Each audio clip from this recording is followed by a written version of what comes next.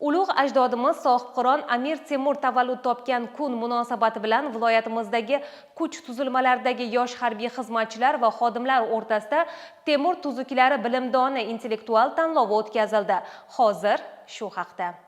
Tadbirning ochilish qismida so'z olganlar buyuk ajdodimiz sarkarda merosini o'rganish, yoshlarda vatanparvarlik va tarixiy xotirani mustahkamlash muhim ekanini ta'kidladilar.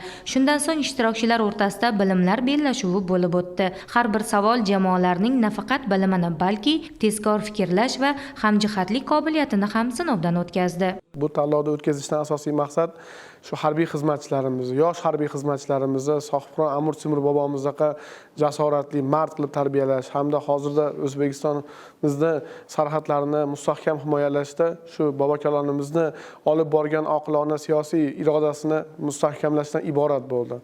Bunaqa tanlovlarimiz viloyat kengashi tomonidan turli joylarda nafaqat harbiy xizmatchilar o'rtasida, balki talaba yoshlar o'rtasida hamda jamoatchilik, keng jamoatchilik vakillari, uyushmagan yoshlar ishtirokida ham sana munosabati bilan keng tadbirlar amalga oshirib kelinmoqda. Bellashuv davomida Andijon garnizoniga qarashli harbiy qism jamoasi 7 ta to'g'ri javob qayd etdilar. O'zbekiston Respublikasi Ichki ishlar vazirligi qorovul qo'shinlariga qarashli Andijon shahridagi harbiy qism jamoasi esa 8 ta javob bilan faol ishtirok etdi. Andijon viloyati favqulodda vaziyatlar boshqarmasi jamoasi ham tanlovda munosib qatnashdi. Faol ishtirok etgan jamoalar munosib taqdirlandilar. Yakuniy natijalarga ko'ra Andijon viloyati ichki ishlar boshqarmasi jamoasi 3-o'rinni egalladi. 2-o'rin esa Andijon viloyati bojxona boshqarmasi jamoasiga nasib etdi. Milliy gvardiya Andijon viloyati bo'yicha boshqarmasi jamoasi 1-o'rinni qo'lga kiritib, tanlov g'olibi bo'ldi. Temur tuzuklari bilimdoni ko'rik tanlovi bo'ldi.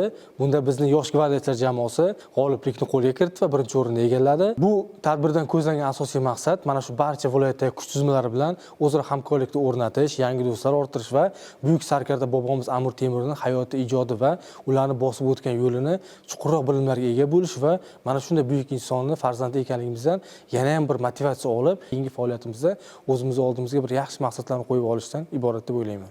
Bu bellashuv g'olibni aniqlashdan ko'ra bilimni ulug'lash maydoniga aylandi. Har bir jamoa o'z salohiyati, izlanishi va intilishi bilan yana bir bor kuch-qudrat bilimda ekanini namoyon etdi. Zero bilimga intilgan jamiyatning kelajagi hamisha porloq bo'ladi.